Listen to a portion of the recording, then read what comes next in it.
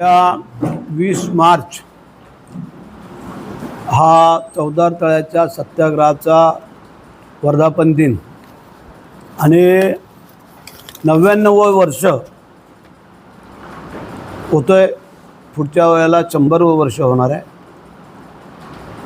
या वेळेला स्वतः मुख्यमंत्री, उपमुख्यमंत्री, आमचे काही मंत्री, आमदार, खासदार हे सगळे येणार आहेत आणि चौदार तळ्याच्या सुशोभीकरणाचं भूमिपूजन उद्या मुख्यमंत्र्यांच्या, उपमुख्यमंत्र्यांच्या शुभ हस्ते होणार आहे. गेली 2-3 वर्ष आम्ही त्याचा पाठपुरावा करत होतो की जेणेकरून ह्या चौदार तळ्याचं पाणी येणाऱ्या लोकांना पिण्यालायक व्हावं, ह्यासाठी आमचा तो प्रयत्न होता. मागच्या वेळेला शिंदेसाहेब मुख्यमंत्री असताना त्याला 10 कोटी रुपयाची तरतूद केलेली होती.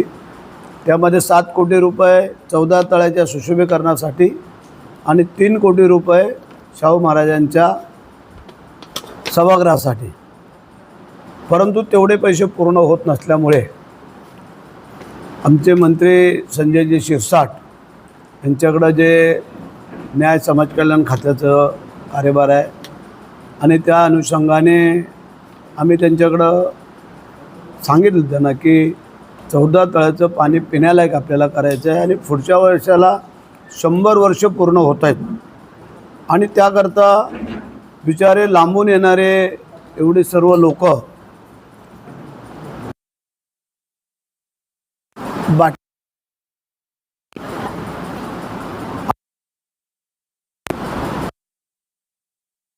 आम्हाला माहीत होतं. त्यासाठी मग आम्ही मुख्यमंत्री, उपमुख्यमंत्री यांच्याकडे रिक्वेस्ट केली. त्यांनी त्याला मान्यता दिली आणि संजय शिरसाट यांच्या खात्याच्या माध्यमातून त्यांनी 55 कोटी 80 लक्ष रुपये आमच्या मागणीला मान्यता देऊन त्याची 15 दिवसापूर्वी प्रशासकीय मान्यता पण आम्ही काढली. त्या अजून काही लोकांना त्याची कल्पना नसावी कदाचित, पण 15 दिवसापूर्वी प्रशासकीय मान्यता करून त्याची आता टेंडर प्रोसेस आम्ही केलेलं आहे 55 कोटी 80 लक्ष रुपयाचं. आणि ते आम्ही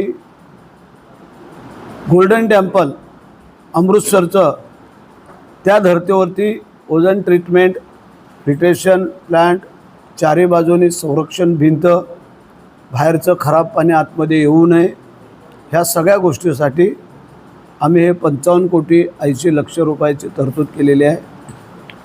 आणि त्यासाठी उद्या 99व्या वर्षामध्ये त्याचं आम्ही भूमिपूजन करून 100व्या वर्षाच्या पूर्वसंध्येला आम्हाला ते लोकार्पण करायचं आहे. कारण आजही तुम्ही पाहिलं जर तलावातलं जर पाणी, तर आता संपूर्ण पाणी हिरवंगार झालेलं आहे आणि बिचारे एवढ्या लांबून महाराष्ट्राच्या, देशाच्या कानाकोपऱ्यातून अनुयायी लोक येतात आणि ते बिचारे बाबासाहेबांनी ह्या पाण्याला स्पर्श केला ह्या एका भावनेने काही पाणी त्यातलं प्रशासन करतात, काही पाणी ते बाटलीमध्ये घेऊन जातात आणि करता आम्ही हा विचार केला की आमचं कर्तव्य काय बनतं आणि म्हणून करता आम्ही मंडळींनी आमच्या मुख्यमंत्री, उपमुख्यमंत्री, आमचे सामाजिक न्यायमंत्री यांच्याकडं हे मागणी केल्यानंतर त्यांनी आमची मागणी मान्य केली आणि त्याला मान्यता देऊन त्याचं भूमिपूजन आम्ही उद्या करतो. शेठ, या प्रकरणामध्ये तटकरे 2 दिवसांनी पोस्ट टाकली होती की याला जी मंजुरी आहे ती तटकरेंनी आणली आहे. तर शिरसाटांना त्यांनी पत्र देखील केलेलं आहे. समाज कल्याण मंत्री शिरसाटांना निमंत्रण देतात तटकरे आणि सांगतात की हे काम मी केलंय. उद्या जी लोकांची मागणी आहे भीमा याची की तटकरेंच्या ते भूमिपूजन व्हावं या कामाचं, याकडे कसं बघताय? म्हणजे नक्की काम आणलं कोणी, भूमिपूजन उद्या करणार कोण आणि निधी कोणाचा?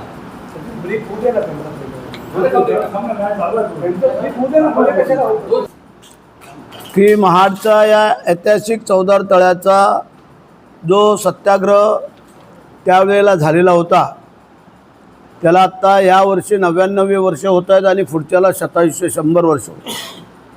आणि ह्या संपूर्ण गोष्टीचा विचार करून महायुती सरकारच्या माध्यमातून ह्याच्या अगोदरच्या सरकारला काय, कोणाला कधी काय हे दिसलं नाही, आम्हाला नाही सांगता येणार. परंतु आत्ताच्या सरकारमध्ये आम्ही स्वतः असल्यामुळे आणि मला जनतेने 4थ्या वेळेला निवडून दिलं आणि त्यामध्ये मला मंत्री होता आलं, मंत्री मला केलं. त्या मंत्रिपदाचा जर उपयोग माझ्या या शहरातल्या ह्या विकास कामाला जर झाला नाही तर मग उपयोग काय? आणि म्हणून करता आमची जी मागणी होती ती मागणी मुख्यमंत्री, उपमुख्यमंत्री आणि आमचे संजय शिरसाट यांनी ती मान्य केली. मी त्यांचा आभारी आहे. उद्याचा कार्यक्रम कशा पद्धतीचा रूप न्याय विभाग आहे समाज कल्याण खात्याचा त्यांच्याकडे. मग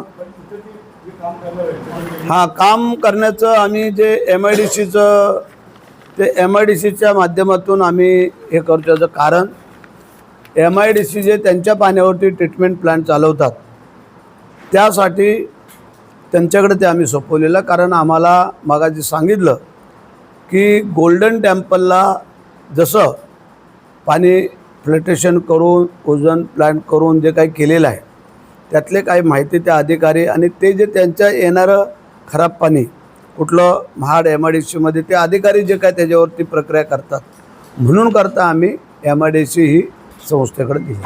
त्याचं कारण असं आहे वेगळी 2 टेंडर नकोत. त्याचं कारण मग त्याला आणखीन वेळ लागणार.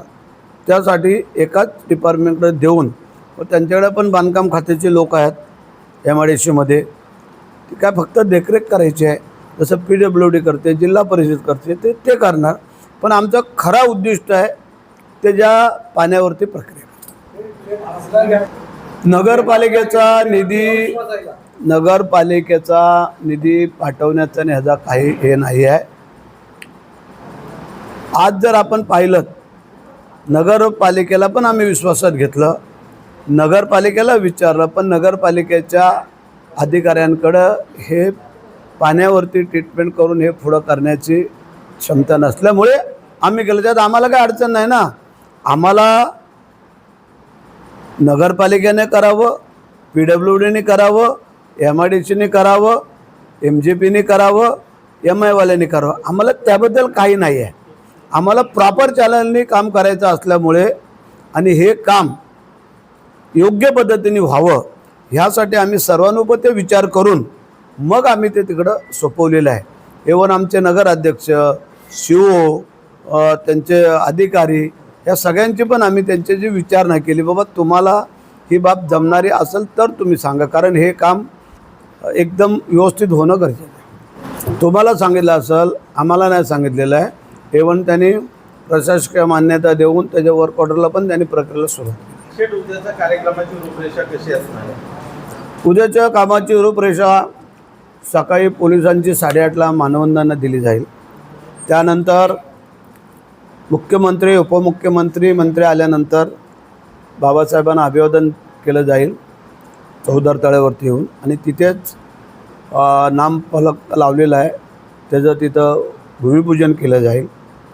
आणि तिथून मग आम्ही क्रांतीस्तंभाकडे जाऊ. क्रांतीस्तंभाला तिथं वंदन केलं जाईल आणि तिथून मग आम्ही सभेच्या ठिकाणचं आयोजन केलेलं आहे. त्या सभेच्या ठिकाणी सभा होईल मार्गदर्शनपर आणि मग परत हे लोक मुंबईला जातात. 10:30 वाजेपर्यंत व्हायला पाहिजे. कारण 10 वाजता त्यांचं लँडिंग होणार आहे. उतरल्यानंतर तिथून यायला काय लागेल तो वेळ. मग तिथं अभिवादन होईल, भूमिपूजन होईल आणि मग सभेच्या तिथं आपल्या क्रांतीस्तंभावरती जाऊ. क्रांतीस्तंभावरून सभेच्या ठिकाणी इथपर्यंत.